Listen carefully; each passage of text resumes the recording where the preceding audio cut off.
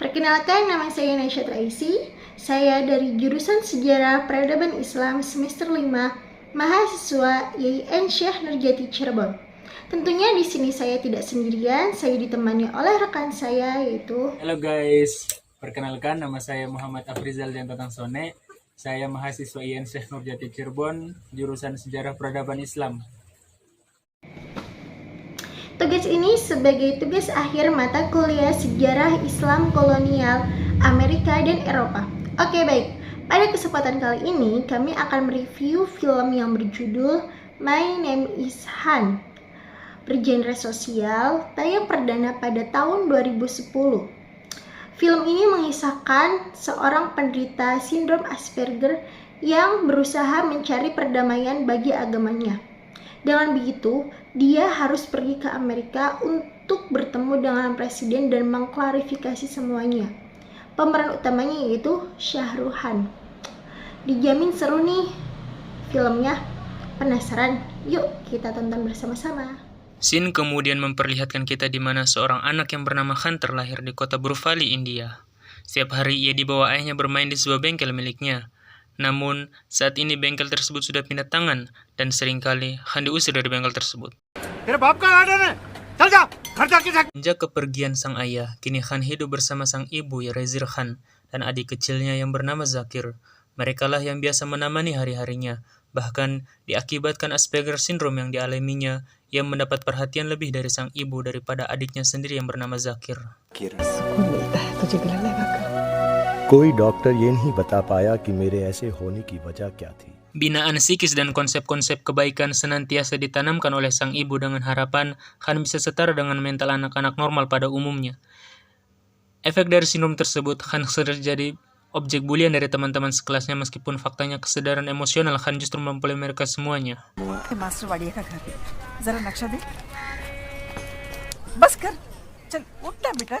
Pada suatu hari, Khan dibawa oleh sang ibu menemui sang profesor bernama Wadia. Meskipun sempat menolak, namun setelah menyaksikan kecerdasan Khan, akhirnya Pak Profesor pun menerima dia sebagai muridnya. Hal itu terbukti ketika terjadi banjir melanda pemukiman di sana, dan ternyata Khan mampu mengatasinya. Penemuan itu sontak membuat gurunya kagum, bercampur haru atas kecerdasan yang dimilikinya. Genius! Genius!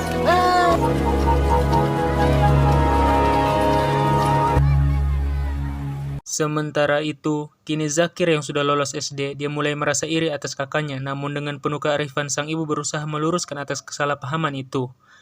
Meskipun Zakir belum bisa menerimanya, genap di usianya yang ke-18, Zakir pergi ke Amerika karena mendapat beasiswa di sana. Sementara Khan tidak bisa berkata apa-apa saat itu, karena maklum Zakir masih menyimpan marah atas dirinya.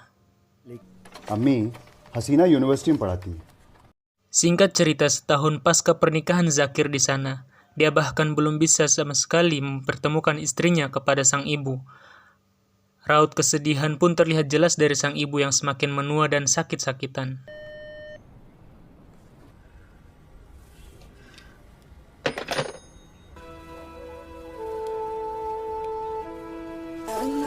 Ya Allah. 6 bulan kemudian, sang ibu meninggal dunia karena sakit jantung yang dideritanya. Zakir nampak hadir pada pemakaman itu. ज़रूरत से ज़्यादा बड़ा हो गया था. भी ज़ाकिर की तरह एक खुशहाल ज़िंदगी जीऊँगा.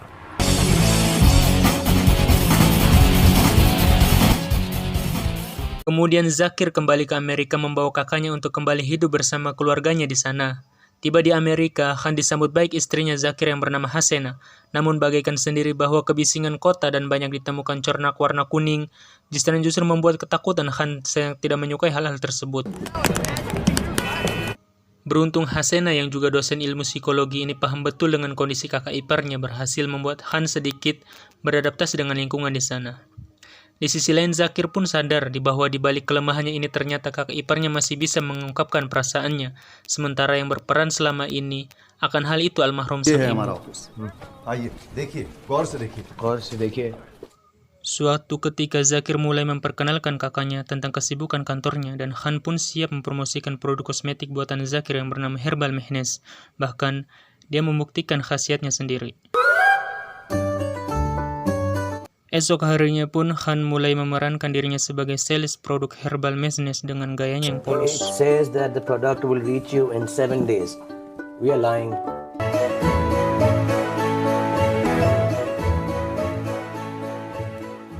Ketika mau menyeberangi jalan, tiba-tiba warna kuning zebra cross kembali memanggil rasa takutnya. Ditambah suara bising bis tren yang hampir saja menabrak.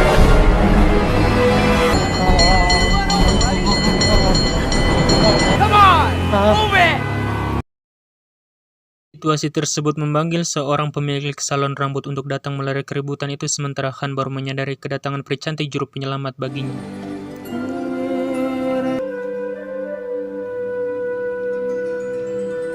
Namun tiba-tiba aliran darah Khan berdebur keras ketika si bos nan elok dan baik hati itu mengetahui kedatangannya sebagai pramuniaga yang baik di salon itu. Khan disambut baik pula, bahkan produk Khan yang jajakan itu pun laris semua. Bos tersebut bernama Mandira. Dia memang cantik, bahkan bagi Khan sendiri, Mandira itu sangatlah cantik. Setelah beberapa hari mengenal Mandira, Khan mulai terpaut hati dengannya. Hingga suatu saat, tepat di depan salon itu, Khan nekat mengungkapkan perasaannya. Marry me. Sempat ada penolakan dari Mandira, namun dia sendiri sebenarnya memiliki perasaan yang sama terhadap Khan. Hingga pada saatnya, tiba akhirnya Mandira bersedia menyambut bisikan hati kecil Khan dengan tanpa menghiraukan kekurangannya. Bahkan, kendati berbeda agama sekalipun, begitupun Khan, dia siap menjalani hidup bersamanya dan anak dari suami pertama Mandira yang bernama Samir. Marry me? Ini sempat mendapat kencaman keras dari Zakir, namun Khan yakin yang membedakan manusia hanyalah baik dan buruk perilakunya, sehingga tidak ada alasan bagi siapapun untuk melarang Khan untuk maksud baiknya, termaksud Zakir sendiri.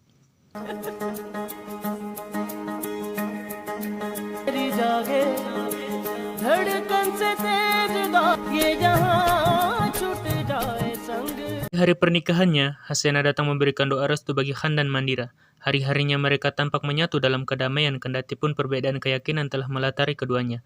Kebahagiaan Mandira pun turut dirasakan oleh sahabatnya, yaitu Sarah, bersama suaminya yaitu Mark. Sebagai wartawan dan anaknya Res, teman sekelas Samir, mereka selalu datang di setiap acara keluarga Khan dan Mandira.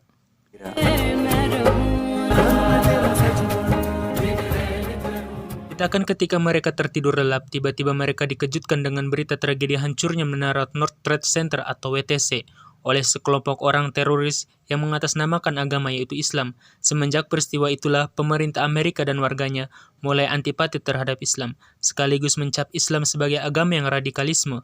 Hal ini menunjukkan sejarah baru. Dunia Barat telah dimulai ditandai dengan tragedi 11 September 2021 ini. पर अब तीसरा बंटवारा हो गया था 9/11. Imbasnya adalah kini umat Islam di sana jadi tak nyaman, sehingga mereka pun tak luput dari teror penduduk non-muslim. Sebagai reaksi dari kebencian mereka dijarah, dikucilkan seolah jadi makanan sehari-hari umat Islam di sana.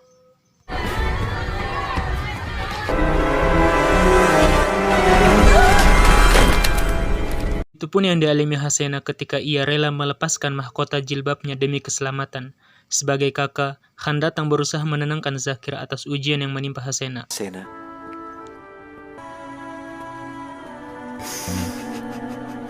मेरे राजा बेटे हो ना.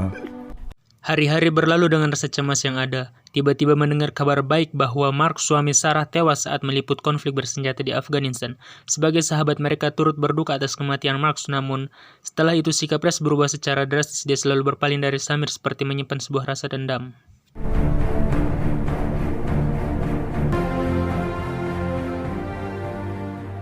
Hal itu terbukti ketika pertengkaran kecil di antara mereka, dan Res menganggap bahwa kekejaman Islam itulah yang menyebabkan ayahnya terbunuh. Sialnya, sekawanan anak remaja justru malah melampiaskan kebencian yang sama dengan Samir, maka terjadilah perkelahian yang hebat.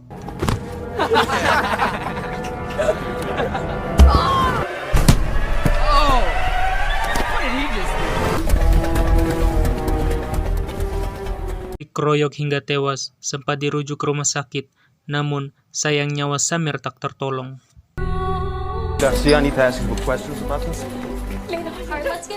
Tersebut membuat Mandira sangat terpukul. Tentunya bukan hanya Mandira, tetapi juga Khan, di mana dia sudah menganggap Samir seperti anaknya sendiri.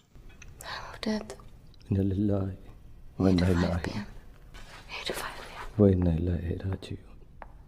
Mandira yakin terbunuhnya Samir hanya karena dia seorang muslim setelah disematkan nama Khan di belakangnya. Kebencian sudah terlanjut menguasai jiwa Mandira sehingga kata-kata penyesalan pun terucap dari mulutnya. Jika saja ia tak menikahi Khan, mungkin semua ini pun tak akan terjadi. Namun kedewasaan sikap Khan terlihat ketika menerima kenyataan ini dengan ketulusan meskipun dia harus mengangkat kaki dari kehidupan Mandira untuk membuktikan pada dunia barat bahwa dirinya adalah Khan dan dia bukan seorang teroris. Khan pun mengambil perkataan istrinya dengan serius lantas memutuskan sebuah perjalanan jauh untuk menemui Presiden J.W. Bush. Setidaknya, langkah ini dapat sedikit menebus kepedihan atas kematian Samir sekaligus meyakinkan Mandira bahwa Islam adalah kedamaian bagi semesta dan tak ada sedikit pun yang salah dengan Islam.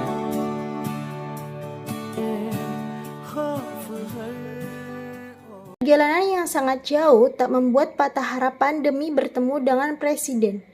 Bahkan ketika perbekalan sudah mulai habis, ia rela melakukan apapun demi mendapatkan uang dengan cara yang halal. Di sana Han berusaha mengungkapkan tentang identitas Islamnya dengan sikap ketaatan. Hal tersebut membuat kagum seorang Kristiani dan sepasang Muslim yang baru saja ia kenalinya. Di tengah kondisi Amerika dan rasisnya masyarakat Amerika saat itu, dengan tegarnya Han menjalankan kewajibannya sebagai Muslim. Menurutnya, ibadah bisa dilakukan dimanapun, tidak tergantung pada siapapun, melainkan tergantung pada keyakinan penganutnya. 180 hari perjalanan telah membawa Han tiba di daerah Wilmington, Georgia, di mana dia disambut seorang ibu bernama Mama Jenny. Setelah ia menolong anaknya, yaitu Jules, suatu hari pada sebuah upacara mengenang pejuang yang gugur pada Perang Irak, di mana putra sulung Mama Jenny termasuk salah satunya. Di sana sangat menjunjung tinggi jiwa toleran, di mana dia mengungkap kerinduannya terhadap mendiang anaknya di hadapan mereka yang notabene berbeda agama. Dengan segala ketulusan, mereka pun turut berdoa untuk Samir.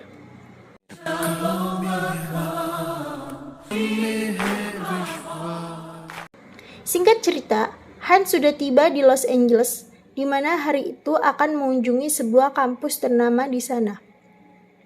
Namun ketika hendak berdoa di sebuah masjid, Han tak sengaja mendengar diskusi seorang imam Dr. Faisal Rahman dengan mengutip kisah Nabi Ibrahim tatkala beliau mengorbankan Nabi Ismail, anaknya, di jalan Allah. मुझे गुस्सा तब आता है जब यही नेकी. Namun, redaksi dan intonasi bahasa sang dokter ini seperti sedang mendoktrin jamaah untuk sebuah gerakan perlawanan atas keresahan umat Islam di sana. Tiba-tiba Han tersentak kaget. Dengan tegas dia menolak pemikiran serta ajakan sang dokter sekaligus menjelaskan bahwa jalan Allah di balik kisah Ibrahim dan Ismail bukanlah kebencian atau perang, melainkan kasih sayang. कहानी से पता चलता है ये खुदा की राह. आप झूठ बोल रहे हैं, आप झूठ बोल रहे हैं डॉक्टर. भाईजान, आप ही बता दीजिए कि वो था कौन. वो शैतान था. शैतान. Han sempat menginformasikan penemuan tersebut untuk diketahui FBI. Sebelum kemudian dia pun berbaur dengan massa untuk bertemu presiden. Di balik kerumunan berkali-kali Han menyuarakan pesannya dengan lantang. Hal tersebut sontak menarik perhatian seorang kru media BBC News. Namun faktanya perkataan Han ini justru memancing kesalahpahaman massa dan tim pengamanan saat itu. Akhirnya, Han pun ditangkap petugas atas dugaan terindikasi teroris.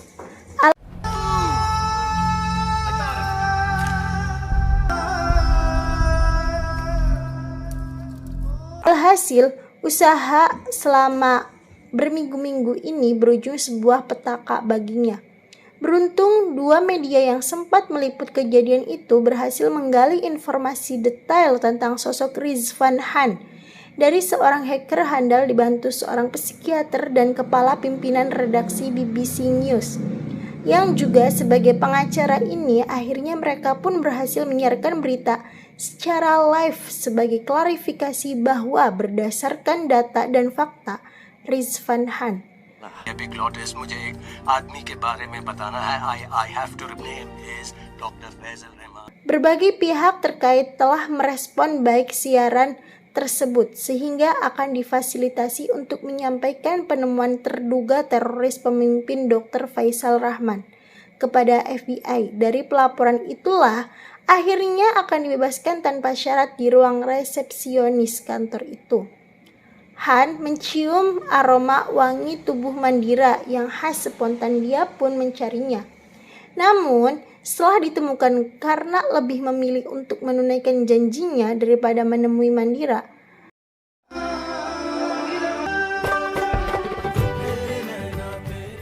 dia yakin bahwa janji adalah utang yang suatu saat kelak akan dipertanyakan dan dipertanggungjawabkan.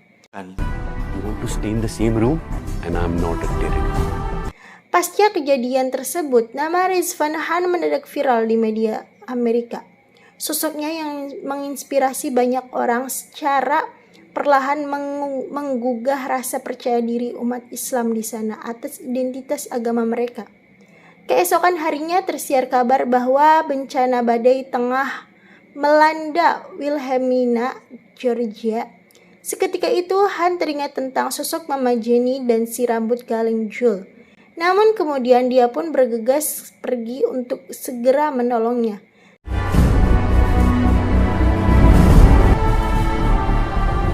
Ternyata benar, permukiman kecil itu tinggal tersisa puing-puing reruntuhan yang hampir karam ditelan banjir.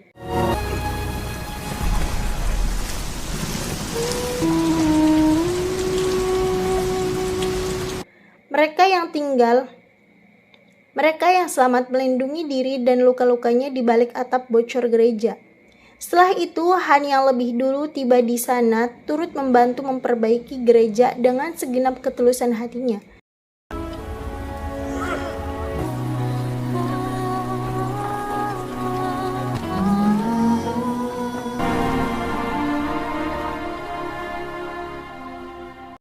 Namun, Rizvan Han kembali menggema ketika stasiun TV ternama secara eksklusif mewawancari kisah perjalanannya dan membuat haru presiden yang baru saja dilantik. Hal ini pula yang kemudian menyentuh hati Riz sahabat Samir, segera mengakui kesalahannya kepada Mandira yang secara sadar Riz dan kawan-kawan menyerahkan diri untuk mempertanggungjawabkan perbuatan mereka.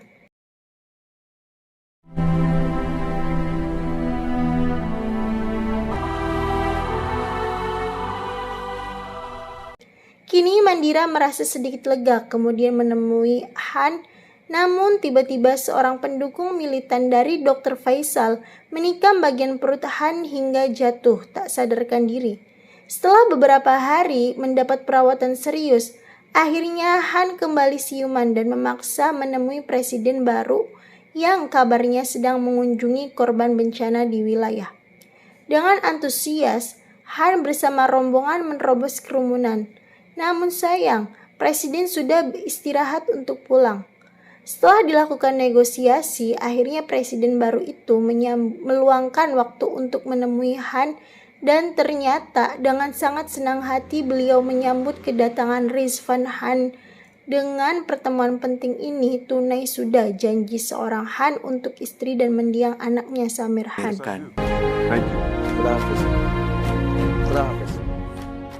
Film pun diakhiri dengan Han dan Mandira yang berjalan melewati kerumunan untuk kembali pulang ke rumah dan bersiap memulai kembali hidup bahagia mereka. Oke, secara keseluruhan film ini memang cukup bagus dan asyik. Film yang mendapatkan antusiasme yang sangat tinggi loh dari masyarakat Amerika.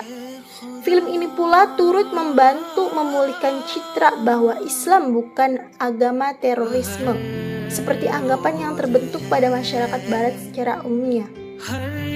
Film ini juga diharapkan mampu mengurangi perlakuan rasisme yang diterima masyarakat muslim di negara barat, atau bisa mengurangi Islamfobia Oke, mungkin sekian review film dari kami. Jangan lupa like, share, comment, and subscribe. Terima kasih.